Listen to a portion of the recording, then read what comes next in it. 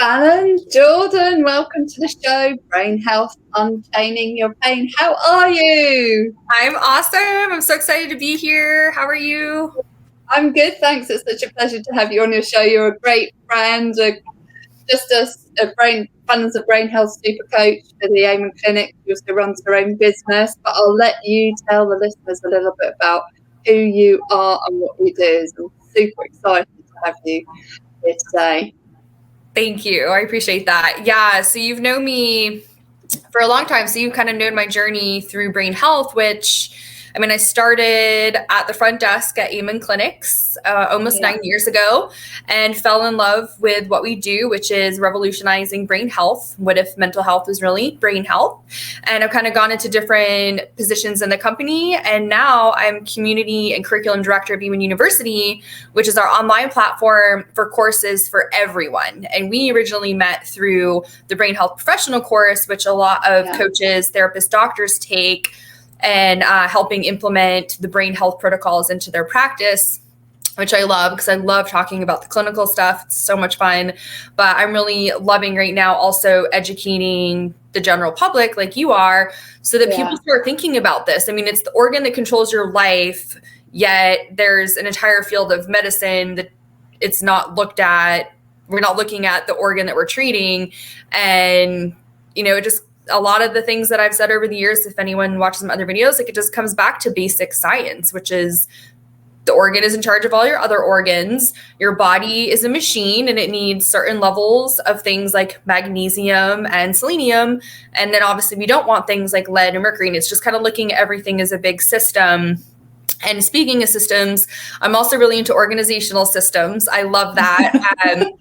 I've met a lot of people who are really compliant as far as brain health and functional medicine and what I consider some of the hard stuff, like taking your supplements, staying away from gluten and dairy and sugar and meditating and all this stuff, but their houses were not in good shape and it wasn't promoting health, whether it was because of the clutter or just the fact that they had items in their home that they didn't realize were triggering their subconscious brain based on the eye-cerebellum connection, that it wasn't serving them a greater good. It was actually inflicting more pain. And so I love educating people about all of these different avenues that you can take to make your brain better and using the research that we have to our advantage. And so much of that is just the way that you think and how much the way that you think is triggered by the subconscious mind and how much of the subconscious mind is triggered from sensory input, visual input being the biggest one. So if we can do everything we can to make everything around you look pretty and calming and energizing and bringing creativity into your life, bringing intimacy into your relationships, especially in your home, how that changes. And we were talking, I normally do my videos in a different part of the house. And then my friend was like, why don't you use that? Because I was carrying around my laptop. And I was like, oh, I don't know. And he's like, it's beautiful. I'm like, yeah, it's my favorite thing in the house. And he's like, you need to start doing your videos from there. And I'm like, okay. So now my desk is just literally in the center of my living room. I love that. I'm so happy to see it behind me because it's like the reason I do what I do. Someone very dear to me painted it, and I lost his wife, who was also very dear to me, to dementia. And so it's just kind of a reminder of where I come from. It's a picture of a lake in Maine, and then why the people are so important to me. And it's because they helped me when I thought the world was ending because I was a teenager and, just thought everything sucked. And they always would just give me so much love, light, and wisdom as far as this is part of the human experience. You're going to be okay. And it just makes me happy knowing that they're watching over me and I get to have this all in my subconscious while I'm talking. It's all that I see you in that. I think it's a beautiful picture as well, just to have a scenery in the background behind me, although you can't quite see it, is a picture of the Lake District, which my parents got me. And I love it because it connects me with nature. So I really love that. So this show is all about brain health and unchaining your pain. So for you, what does optimal brain health mean for you personally? For me personally, it's really about being your best authentic self, but also giving yourself grace. And so a lot of that is, finding that healthy level of anxiety versus that clinical level of anxiety, that normal sense of sadness and grief from something that's happened versus clinical. So I love kind of just waking up every day and saying, today's going to be a great day. It's no reason a miracle can't happen for me, the people I care about today, and really believing it. And it really starts in the brain. And so there's a lot of bio, psychosocial, spiritual things that you have to incorporate to make sure that you can start your day saying that, even on days that are hard. Yeah. And I think that's so important as well, isn't it? To start your day off on a good footing and to really springboard out of bed and look forward to it. And as you say, when we say today is going to be a great day, you start to look for the things that are going to make it great. And so it's much easier to have a positive day as an outcome of that. So tell me a little bit about, or tell the listeners, because I know a bit about your journeys, the journey to get you to start at the Amen Clinics itself. So I was kind of just floundering around. I always knew, looking back, that the brain had something to do with how we act, because I knew from a young child that my mom had epilepsy, which was a brain problem. So I always wondered if the way that she acted that seemed different than other moms was because of that. So that's always kind of just floated around in the back house. You know how like God gives you these little nuggets and then you're like, oh yeah, I remember why this makes sense now. But I got a bachelor's in psych, didn't want to do anything with it. It was just kind of non-negotiable to get a degree. And then I just started bartending and I started a new life. I moved from Maine to Atlanta. And then I woke up one day and I just got this message from God, which at that point I had no relationship with, saying, you're going to get a job in your field today. And I was like, I don't have a field. Like nothing interests me except taking care of people. And I just, every interview I did with psychiatrists, it felt so icky, and just thinking about it still makes me like feel sick. And so I went on Craigslist and I found the front desk. What's that? Tell people what that is. What's that? It's this like old platform where you can post jobs. But you can also post like, I'm looking for anything and everything.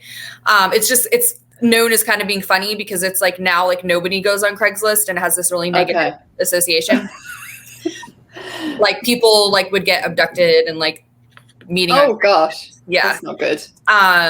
So I just found the front desk job at Amen Clinics and just fell in love with what we do because it just made sense of everything that I really knew and believed in my heart, but just I never went looking for anything, which now is validating, right? Because if I had gone to a traditional psychiatrist or to a traditional talk therapist based on what I know about me and my brain, it wouldn't have done much. And it possibly could have hurt me even more.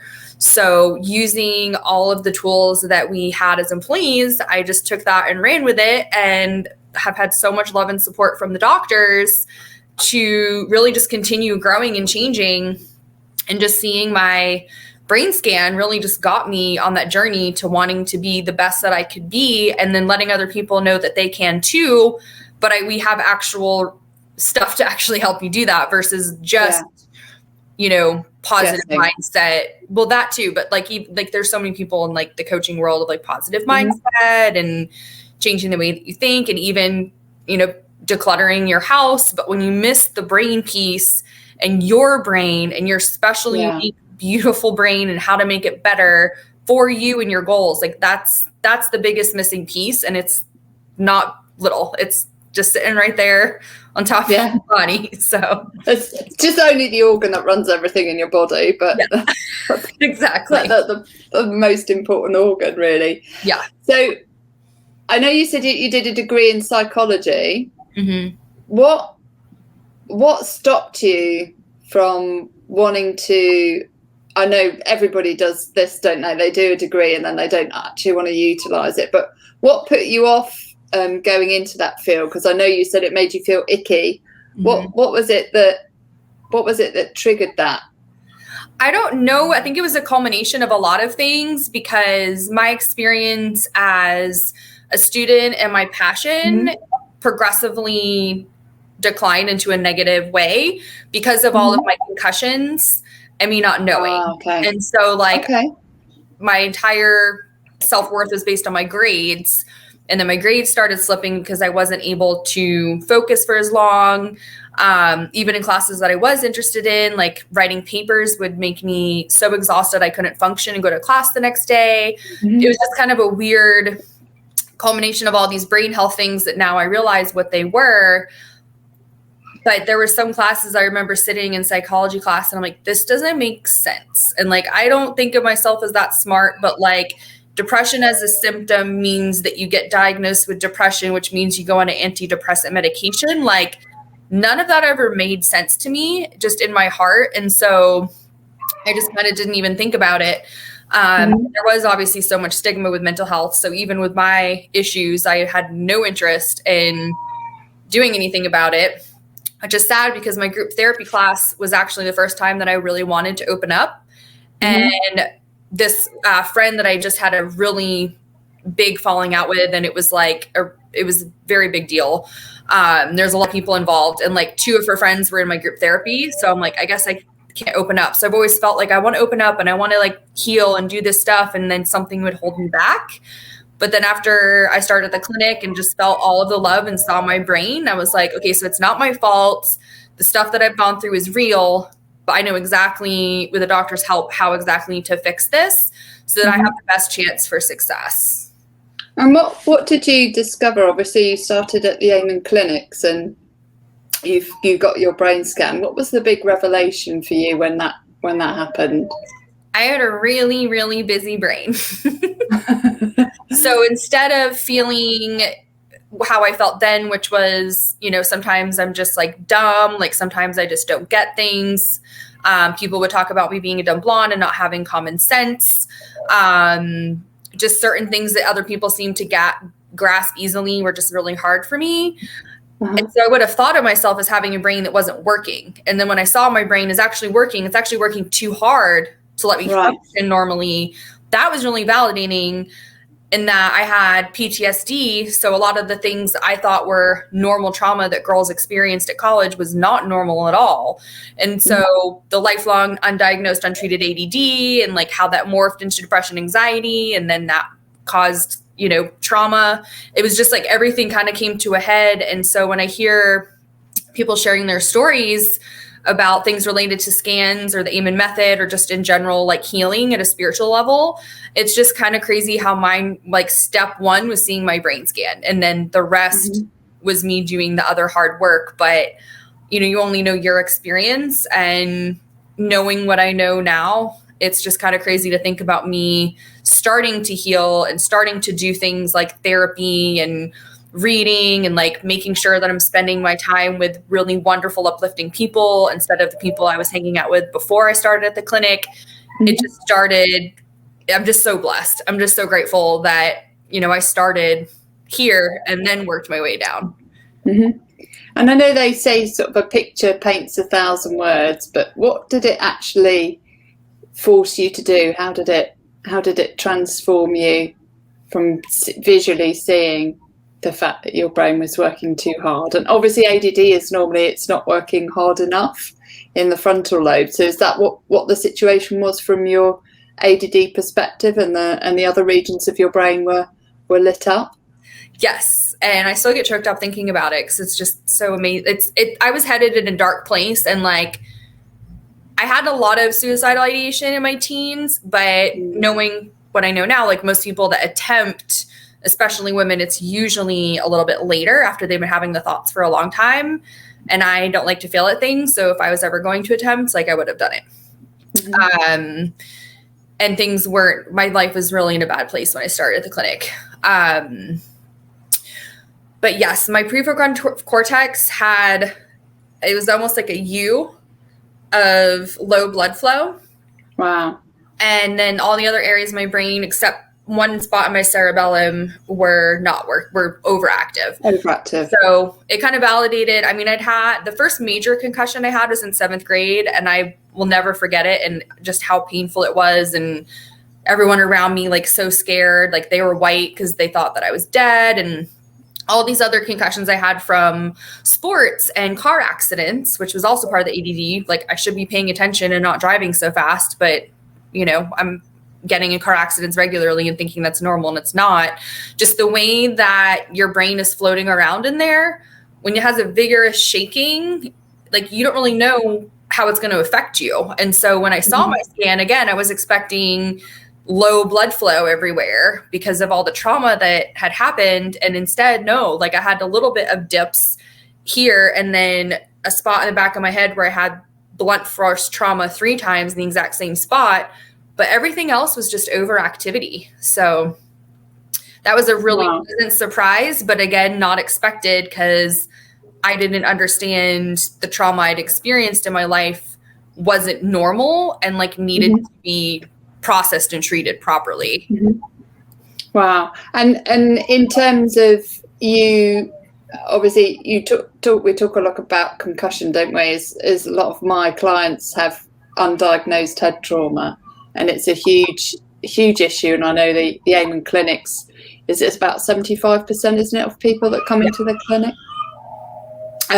So what is it that did it happen as just one trauma? For me, it was multiple traumas, like about 20. I think little minor knocks resulted in me having moderate traumatic brain injury. Is that what happened in your case, or was it just a major blow that resulted in the trauma that you had in your mind? It was multiple. So the first one was like a fainting episode. So I was tested for epilepsy and all that stuff.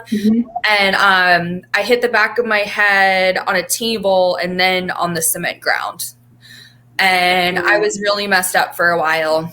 And then I had a few concussions that didn't seem as severe as they were from heading a soccer ball, slipping and falling while doing sports. In Maine, it snows and it rains a lot. So I would often fall, slipping and falling on the ice as well. And then I had a couple car accidents that were pretty severe. And then I also had another fainting episode in my early 20s where I landed into the corner of a glass table, right where I landed the first time in 7th grade, and it poked a hole in my head. And I was bleeding and, they had to staple me up and everything. That was the worst one. I mean, I couldn't function for a week. I couldn't leave the house because going over a tiny little bump in my car felt like someone was stabbing me in the back of the head. And then I had another fall, actually a couple of years after I started at the clinic, because I remember going to work and then a patient asking me a question on our follow-up call. And it was taking so much mental effort that I just started hysterically crying. And I was like, okay, I definitely had a concussion this morning when I thought I just hurt my head. I was cleaning a cut on the bottom of my foot, and for some reason I had some reaction, and I just nose dove unconscious onto my floor, my tile floor. So it's like, there's been quite a bit of them. That one is different because it was like blunt force to the prefrontal versus the ones I'd had in the back. So like the crying and stuff was new to me. The ones I'd had in the back was more just like spaciness and like headaches and being intolerant of light and noise. So yeah, I know what it's like to get them, and I know what it's like to heal them, and it's never too late and it's never too soon. One of the things that I love about Dr. Kabran Chapik, who's one of our doctors who helped me, is he actually has a traumatic brain injury first aid kit that he recommends in his book, Concussion Rescue. And it tells you exactly what to have on hand at all times. And if you take those supplements immediately after a hit or a blow or whatever it is, it decreases your chance of having long-term effects of that concussion exponentially. So that's one of my million wishes, is we just have those everywhere. Yeah, no, I agree. I think it's so important, and it's so simple as well to have a TBI first aid kit on to hand, for especially for sports where it's contact sports. Yeah, and knowing everything that my parents know now, my mom was like super soccer mom. Like she would have had a kit knowing what she knows now, because so many of my issues with my family and decisions I made and stuff were because of all these things that I was doing to my brain that I didn't realize were hurting it so much. And I know you mentioned quite a few concussions. Did any of those ever make their way to the emergency services, to hospital? Yeah, all of them. The biggest one was the corner of the glass table, because I was bleeding a lot. And so they had to like staple me up. And that was not fun because I didn't have health insurance. And so I don't know what happened. And I was just like so terrified of like getting stuck with the insurance bill or a bill from not having insurance. And so I'm in Maine. My parents are in Georgia. I have my friends send them a picture of the back of my head that I hadn't seen yet.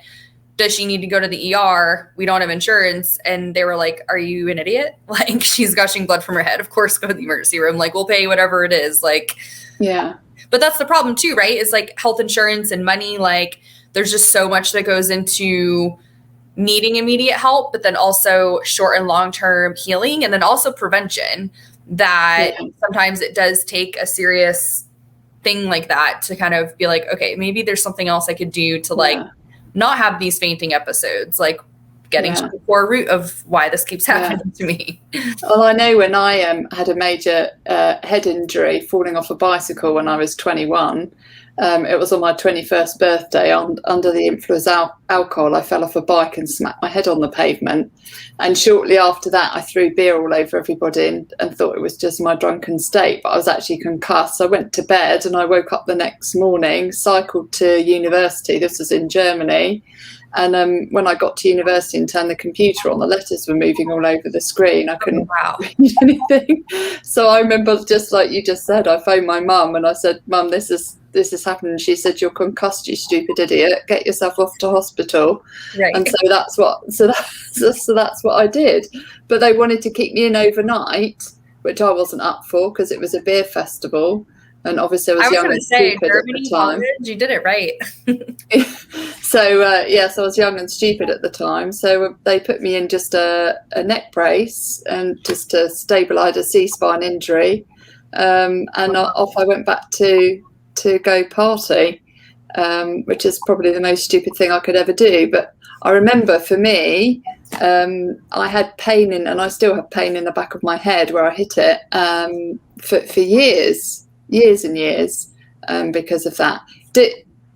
Did you notice that a huge shift in your attention when you had your head trauma? Did it change suddenly for you, or was it progressive? Because I know for certain people, they expect it to happen instantaneously, but often trauma doesn't manifest in that way. Just because you hit your head, it doesn't mean instantly you're going to experience symptoms of the head trauma. Yeah, I mean, I was a really strong reader. I loved reading for pleasure. And then after the last one, the big whole thing that happened, I mean, I couldn't read anymore without immediately falling asleep because it took so much mental strain to stay on the lines. And so now I have a lot of help. I have my overlay. But yeah, I mean, knowing what I know now, right? Like if I'd had that overlay after the concussion, I might have been able to pull through with college. But I mean, I still have nightmares of like not going to class, like my degree not being real. Like it was so bad that I just like lost motivation because I'm like, if I can't read, what is the point of me doing anything? Because like the lectures are only so much. It's really about the textbooks. And yeah, it was just really hard to like not be able to do that, which is another thing that I'm always grateful for is that now, like, reading has been easy for me and it's like my favorite thing to do. And, I definitely would know if I had a concussion and didn't think it was as bad as it was, like I would know like that's one of the things that would change. And then just my energy level from like being on screens. I mean, I always have my computer on the night mode, like on the strongest amber setting. And all the light bulbs in my house are amber settings. So I do a lot of things to accommodate to make sure that my brain is always in a health promoting state when it comes to light and sound, because I know how much it affects me. Wow. And in terms of, because I know the Amen Clinic's method is very different to the traditional approaches, because we look at the biological, psychological, social and spiritual circles, and it's a very much an integrated approach. How different was it to the approach that you received when you were in the hospital itself, when you had those concussions? What was the what was the typical approach or treatment that you were told to have when you first went in with a concussion? I mean, the first one, it was just, we need to test you for epilepsy because your mom has it, so you might have it. Very clearly didn't. They didn't want to do any other testing. They really should have been testing me for my blood sugar, insulin, and my hormones, because I knew immediately. I mean, my body changed so much very quickly after that, and it's because of my pituitary gland and how that was damaged. But the most recent one, I mean, they just stapled my head and gave me pain pills, which did nothing, because based on the E10 method, we do genetic testing for pharmaceuticals and supplements and how you metabolize and methylate them. And there is not one pain pill on the market besides ibuprofen that I can take that has a positive effect on me. So all like the surgeries I've had and stuff, just like wisdom teeth, tonsils, like my recovery was horrid, because they give you pain pills because that's what they normally do without looking at your genes. And like, I couldn't take any of them. And knowing what I know now, like, you know, I can do hypnotherapy, I can do acupuncture, I can do havening before and after any procedure that I would need. Like, there's just so many more things that we can do to, when we do need necessary medical stuff, like make that the least toxic, most healing on your body. And for those people that are in that kind of situation, or if you reflect back to that time when you had your head trauma, what would you say to yourself if you were to go back in time now? What would you say to yourself with regards to the situations that you're in? What advice would you give yourself? I mean, definitely. I mean, I keep Dr. Chapek's concussion rescue book on my phone. And it's a great book to take on my phone at all times. So I can share it with anybody, because it really makes a huge difference. The sooner you can take them, the more you can heal. And then do some of the other stuff, like if you need to work on your light and noise sensitivity and like stay off screens, like the normal stuff that they tell you. But I mean, the supplements is key. The hyperbaric oxygen is key. Like there's so many things that a standard ER doctor is not going to know about and not recommend to you. And it's like funny, but like sad. Like my friends know, like if I have a horrid concussion or a car accident or something, like when I go to the hospital, like I want the hyperbaric oxygen. I want high doses of omega-3s. I want high doses of vitamin D. I want high doses of vitamin C. All the other crap they're trying to give me is not really going to help. Not going to help at all. It's not, it serve me, my brain, my body, how I metabolize things. You know, I've even looked into, like, if I ever had to have a volunteer surgery for anything, like my friend that's a hypnotherapist and acupuncturist know, like I'm doing an intensive with them before and after, because, you know, in Chinese medicine, they believe the body is not meant to be cut open, and there's so many things we can do to heal it. So just all of the different things that I've learned, but the supplements for brain repair is like the number one most important thing for sure. Yeah. And I think that so few people understand the importance of supplementation. It's not even mentioned in the emergency services rooms here in the UK that I've ever heard of. It's like, for me, it's like you break your leg and you go to the doctor and you say, I think I've broken my leg. And the doctor says, you're just in pain. Here, have two paracetamol and be on your way. You wouldn't do that with a broken leg.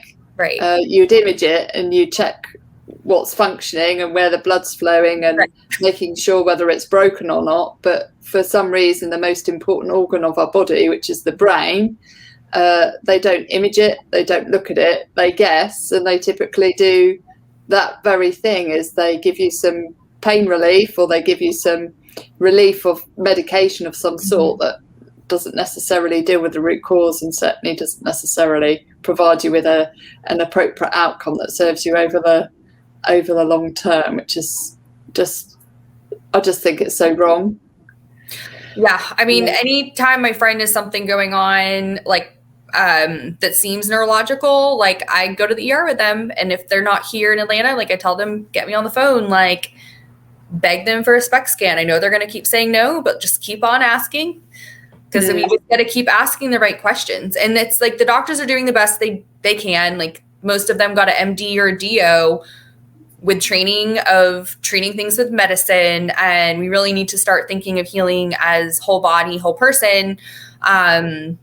My friend and colleague who learned the hard way, she had kind of started dabbling in brain health and nutrition.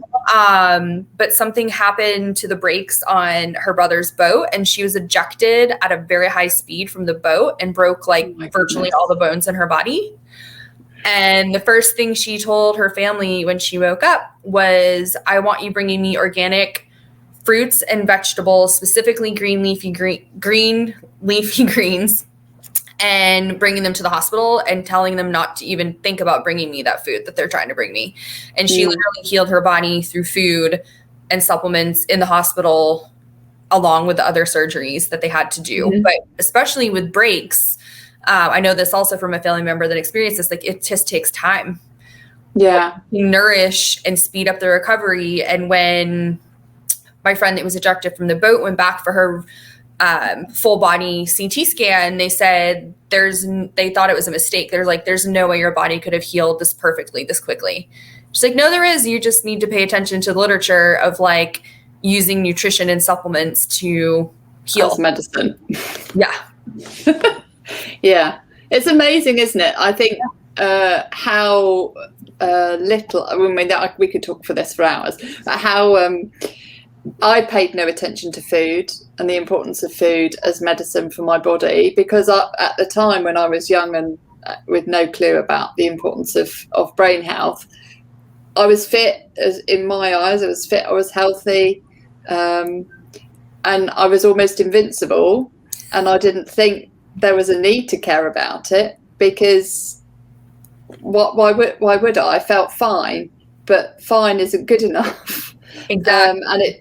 And it turns out that I was addicted to sugar, and my diet, my fine on my diet became chronic, and turned, I ended up becoming obese, or overweight, not obese, overweight, because my diet wasn't serving me. I was using food as medication, but in a very wrong way, loaded with sugar, loaded with simple carbohydrates, and that spiraled my situation further downhill. How did your mindset shift from a food perspective based on what you'd learned? Where were you at on your journey, and how did it change? So it's really just I've had food sensitivity testing and all that, did restrictive diets and kind of figured out what works for me. And it's not as obvious for everyone. My best friend, if she has something with gluten or sugar, she's immediately going to be in pain, endometriosis pain. Yeah. Versus me, where I know if I have something like that, I'm either going to crash with energy late in a few hours from consumption, or I realized with being 100% compliant with gluten free, I get really depressed the next day. And normal, it would have been a normal for me in the past, but now it's my normal is here now. My normal isn't here. So when I see people eating stuff, I'm that's great, but it's not worth me not feeling well and not feeling good in my own skin, which I've busted my butt to feel this good. And now that I know what works for me, I have to keep that in the forefront of my mind. And where do you think, if you hadn't been on your journey, and you said you were the deepest place that you could have been when you started the job at the Amen clinics, if you hadn't have got that calling and found that job for yourself, how different would your life have panned out, do you think? You can use your imagination. First of all, I didn't feel comfortable in my skin. I did not have self-esteem. I was openly having an affair with a married man and thought that was totally normal. I was living basically in the ghetto with this mindset, I'm never going to have enough money. I'm always going to have to work 3 jobs to function. But then always in the back of my head, feeling there's something special I should be doing. So it's this revolving door of guilt and not feeling good enough. And I'm always going to struggle. My taste in men is absolutely horrible, obviously. It was just, and substance abuse, add that in too. it was just a lot.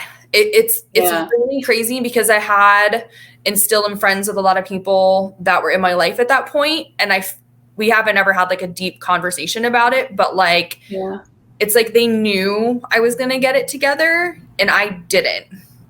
And it's just like a really surreal experience. You know, I had my birthday a couple weeks ago, and I said, all I want everybody to do is like tell me one thing that they love about me that makes me special, and then one thing you want me to work on this year so I can learn and grow. And everyone's like, we're not telling you anything negative. And I'm like, I'm asking you to tell me. And it's like, there would have been no time in my life recently where I would have ever openly been like, hey, tell me everything that you think I need to work on. And like been like, yes, like I'm so excited I get to work and continue to grow and like have the support of these people that love me.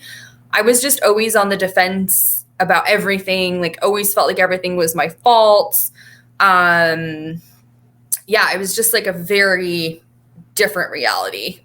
That's, I mean, it's, I mean, for me, I had a similar shift in terms of being in a dark place, and certainly as a teenager, I was did some really stupid stuff, and early on into my adulthood, that I'm not at all proud of, but thankfully I've been able to, you know, break free from those emotional ties that put me in this stupid place, and understand from a brain health perspective what is important, so you can get that emotional balance. And like yourself, I have regions of my brain that work too hard, and for me it can be my way or the highway.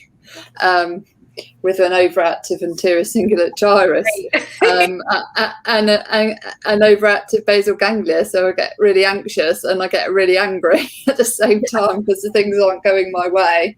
So it's kind of like stay away from Ruth for a little bit, and I normally have to run it off. But when you discovered for yourself how to find that balance, and I like to think of the balance at an emotional level, so I kind of look at the 4 quadrants of well-being, which is your emotional, your physical, your mental, and your spiritual well-being, which kind of ties into the AIM and clinic methodology. When you found that balance for yourself at an emotional level, you know, being able to accept your emotions and let them come and go, and feeling physically well and doing the things that support you rather than hurt you, mentally having the clarity and that, and knowing how your brain, you know, how your thoughts are running you and how to control them, and then obviously spiritually feeling like you're aligned with what you're passionate and what feels purposeful for you. How did it really shift for you? Where did the biggest shifts happen in terms of those 4 quadrants? Where did you notice the biggest change in yourself? I'm so grateful you asked. I kind of mentioned earlier, I mean, I had no relationship with God. I was always like very confused by people that were like so sure about whatever their particular belief was, like denomination or whatever. I just never got it. And through working through the clinics and meeting amazing providers that were also my friends and colleagues, because most of the people that were in the position I was in for 6 years with the company, most of them had masters and like were about to pursue therapy, private practice. And so like we would chit chat and like talk about life, and like I learned all these skills, and then I finally got ready to do my own work with a trauma therapist. And then that's really what got me. I mean, my relationship with God and spirit is the most important thing in my life. And I can tell when I'm not being authentic with my soul and my, you know, being, my body.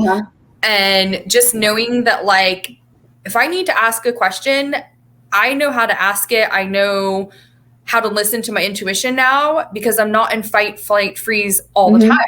Like I lived there for 30 something years. And now it's like, I can do some deep breaths.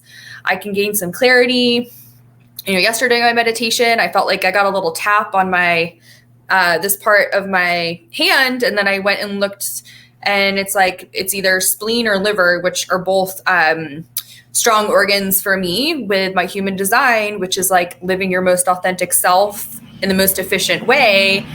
And for me, it's like doing my work, like coming to work, like ready to hang out and talk to people like you and like share this message and all the different little things that go around with that. But I mean, it's weird now that like some people see me as this like spiritual person and like being really grounded in that area, when people from what I call like my past life, like when I was a teenager in my 20s, like probably never had any conversation about anything like that ever.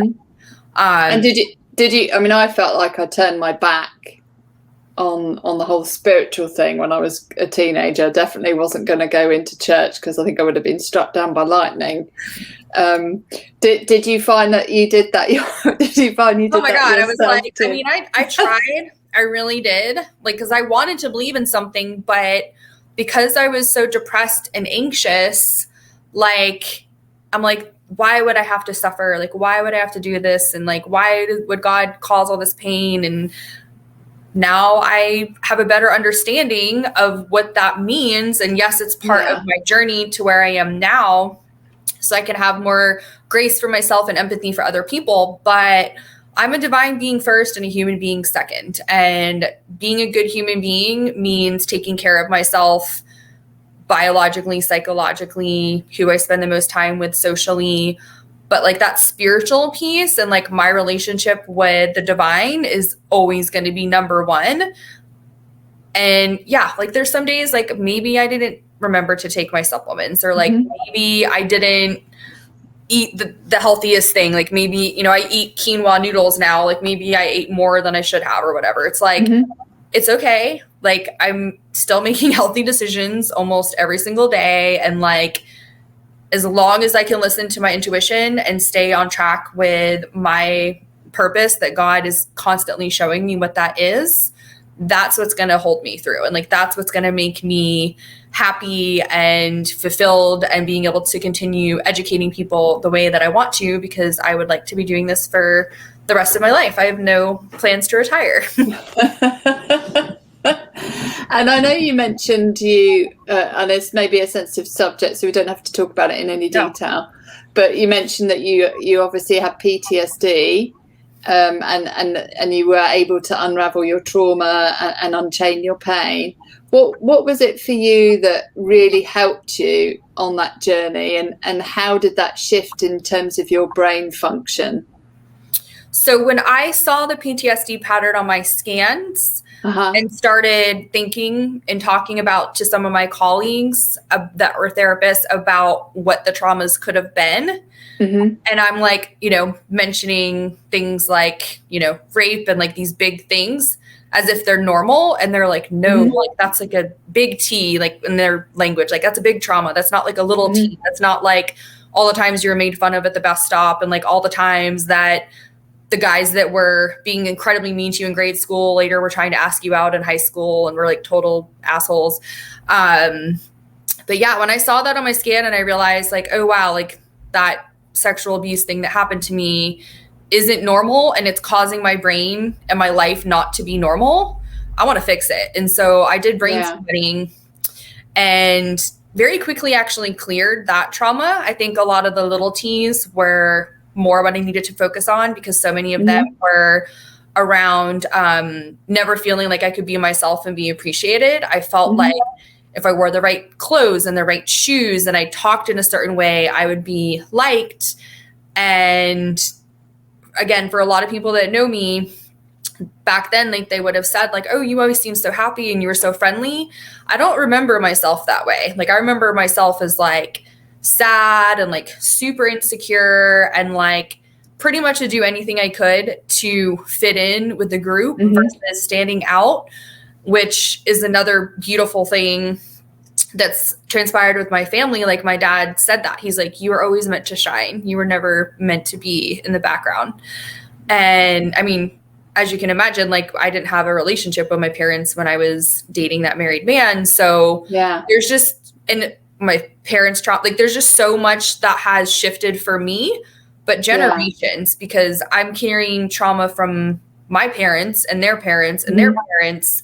Me fixing my brain and like fixing the traumas based on brain-based things like havening, that's the most important thing that we can do. And I'm so grateful that there's people like you and some of these influencers that are talking about being born is a trauma, being human is a trauma, and then all these other things that happen to you need to be processed. It's like, hear your emotions, feel your emotions, validate and thank them, and then let them go. And if you're at a point in your life where you can't do the let go part, like that's when it's like, we need to talk about your brain, because there's something holding you back, which I know very well, because trauma is typically a serotonin problem in the brain. It can also sometimes be dopamine. But my serotonin and dopamine,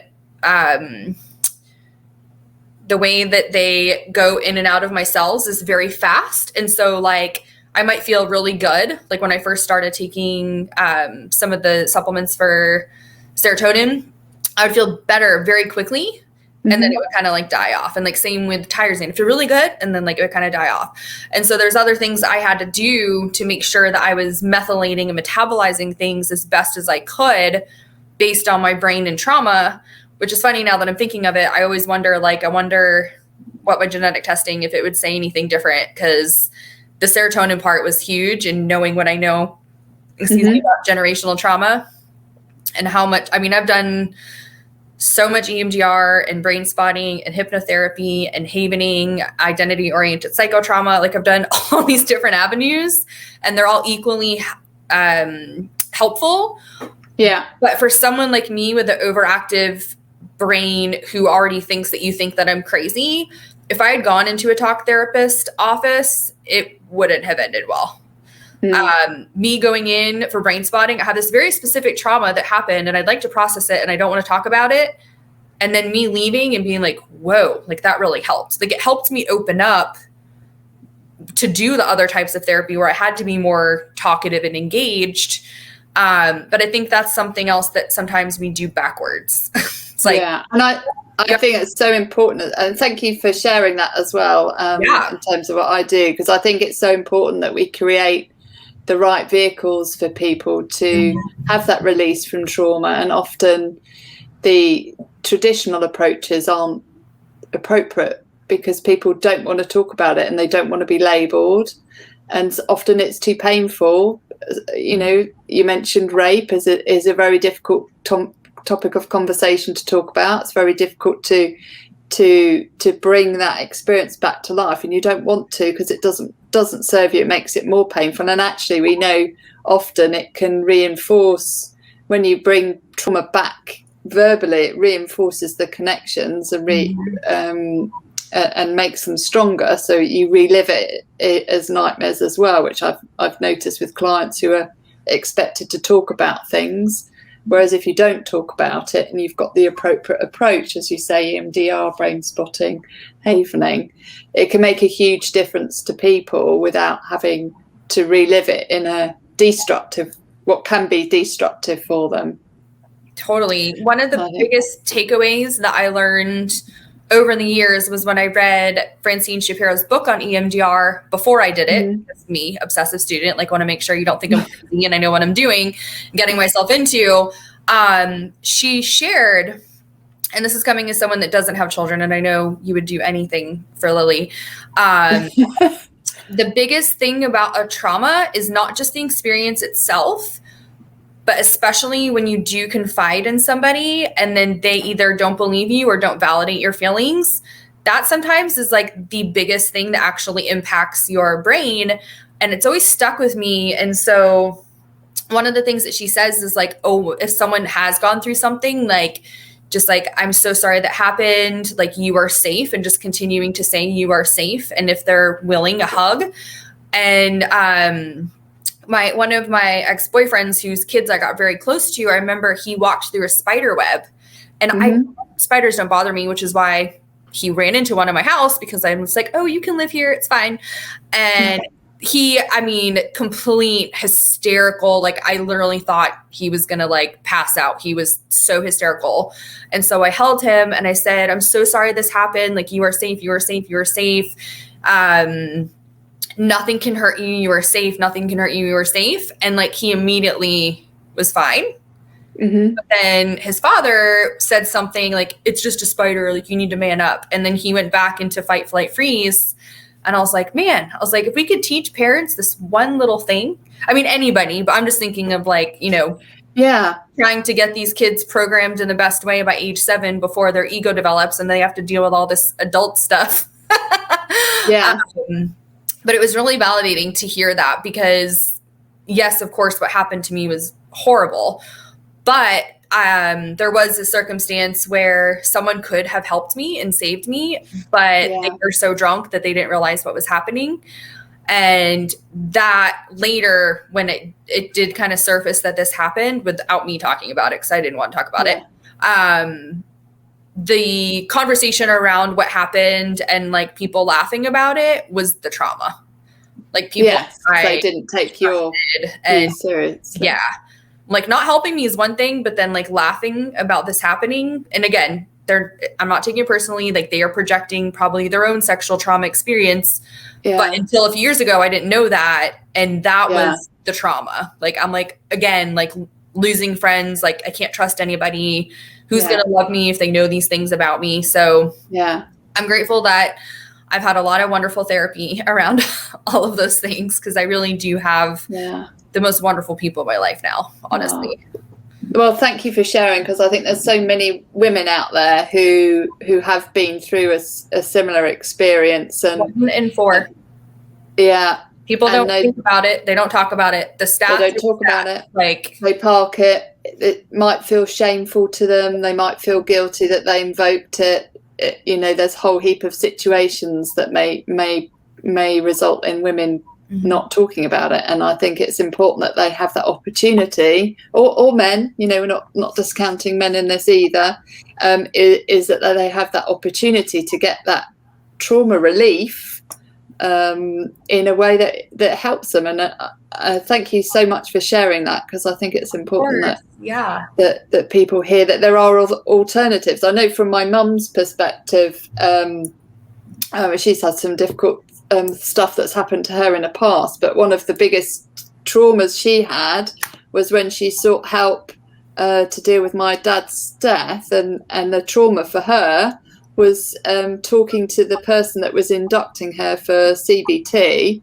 who made her relive her whole experience in the interview to get her signed up to an online CBT program, and she cancelled the program because she said if that didn't make me want to do something to myself because of the way that they treated me and the way that they behaved towards what was obviously very traumatic for her, I don't know what does, and how can that be an appropriate approach for people who are in a very dark place. And I think there's a huge shift that's needed in the professional space to be much more compassionate about people's situations and be that listener, like Mark Brackett says, is to be the emotional scientist and not the emotional judge is so important in those situations. So thank you for sharing that. And so this show is all about brain health and unchaining your pain based on your story, and I know you shared so much, but I'm going to pick the story of your trauma recovery that we've just been talking about. What one piece of advice would you say to anybody who has been really traumatized by something and they can't talk about it because it's too painful, or they feel too ashamed, or it's just too confidential, too personal given the circumstances around which it occurred? What one piece of advice would you give to people who are seeking to unchain their pain from a past trauma? I mean, definitely that you're never alone. I know that I felt that way a lot. And the more people that I meet that I really love and respect who are in this field with us, that's one of the biggest things that they share. But then also knowing that there are things you can do that help. And CBT for grief, like definitely not a fit for a lot of people. but we don't have proper training around what you really need to do to help somebody that is grieving, because grieving process is different for everybody. I know there's the 5 stages, that's one of the few things that I learned and listened to when I was in college, but it's really different for everyone. And you deserve to be your best. And if you know that this thing or this group of things, like traumas, are the reason that you're not living your best life, reach out to us. Like, we have a network all over of people that can help you, because there are a lot of people that do jobs they're not supposed to do, just like the teacher that's like not very kind to her students, just like there are in the field of psychology. Like, there are just some people that shouldn't be doing this job. And unfortunately, if you fall into their hands, like it's going to be harmful, but use the resources that we have. There's just so much that we can do to heal without having to overly talk about it. And like I said, this is my experience, because the brain spotting, I mean, the first 5 sessions I did were 5 memories, relationships, and I barely said anything. And that got my brain calm enough and my confidence up enough that I could actually do some of the other work of more traditional therapy, just to know myself. I feel like I didn't know. And a lot of people feel this way. Like, do what you can to know yourself. Like, find out what your brain is like. Find out what your human design is. Find out what, when you start answering some simple questions of what you want your life to look like, what makes you feel passionate and creative and fulfilled. Like, start making your happiness the priority, because the world needs you happier. It's going to make other people happy. And being a human is really hard on this planet. And like, we need to make, especially in today's crisis. And we need to make the most of it. Like, sometimes I have to laugh, and I'm grateful I have a community of people like you that I can do this with. Sometimes it's like, we just gotta, look where we are. Look at all these things that are happening. And like, it's just absolutely crazy and like sad and infuriating, but it's like, we have to make the most of it. And it just starts with us feeling better about who we are, so that we can help other people do the same.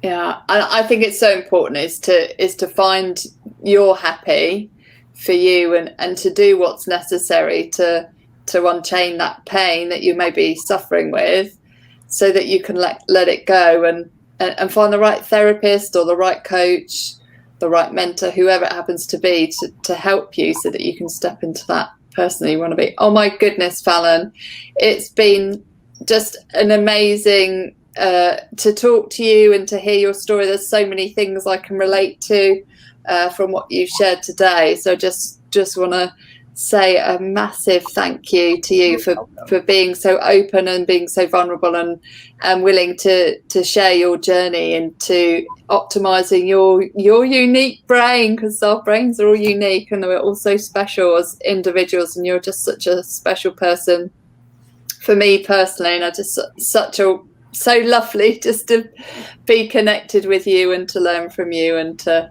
be in your community and be part of the brain health professional community. So thank you. Thank you. It was my pleasure. I'm always happy to talk to anyone that will listen. And if anything I said was helpful, even better. And so how can people get hold of you? If they want to get in touch, how can they connect with you? How can they find you? Thankfully, there's not a lot of Fallon Jordans on the planet. At least most of them that are blonde and my age. So you can find me on Facebook. You can find me on Instagram. You can find me on LinkedIn. Check out the stuff that I post. Check out my other videos. It's all brain health stuff, spiritual stuff, help with organizing and prioritizing your life and your relationships and your home. Really just anything that I can do to help empower people that, the world deserves to have you happy and you deserve to be happy. So anything I can do based on the amazing people that I get to talk to and learn from, I'm always sharing it. Make sure you connect with Fallon, because I know we didn't even talk about decluttering your home, and that's definitely some help I need from my side. Did you see that I made a little step-by-step course? I did, yeah. I haven't had a chance to look at it yet, but I've seen that you've made it, so I'm excited. Yeah, just make sure you email me, because it's much easier for me to just reply and then attach it. It's 70 slides. So it's really thorough. It's free. And please reach out to me if you want it. I would actually be really curious how some people on your side of the lake are, because it incorporates Haji and Feng Shui. Oh, great. Okay. That's exciting. So it's just a teeny bit, but a lot of people here have never even heard of Haji, and it's like my whole life is based on that. So that sounds great. Yeah, I'm going to definitely check it out and email you. Yay.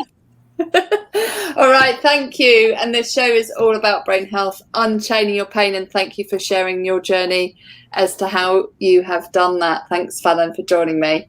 Thank you so much. I really hope you enjoyed that conversation. Thank you so much for listening. Please be sure to like and share this episode and leave a review on my website or on Apple Podcasts. If you're looking for opportunities to optimize your brain health or unchain your pain from a past trauma, make sure you visit my website www.ruthmaryallen.com and use the code podcast10 at checkout to get 10% off all programs. And always remember, you are not stuck with the brain you have. You have the power to make it better.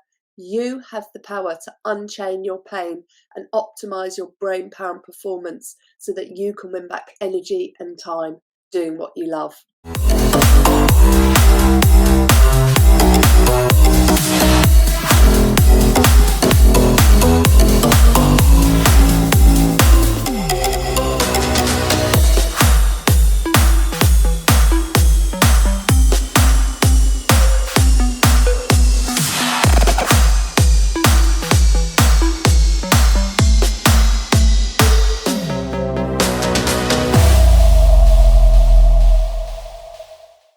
Each episode of Brain Health Unchaining Your Pain with Dr. Ruth Allan is for educational and demonstration purposes only. The information shared in each episode should not be interpreted as medical advice. This episode should not be used to self-diagnose or self-treat any health, medical or physical condition. Do not use this episode to avoid going to your healthcare professional or to replace the advice they give you. Consult with a trusted healthcare professional before doing anything contained in this episode. If you have any questions or concerns, please contact www.ruthmaryallen.com/connect.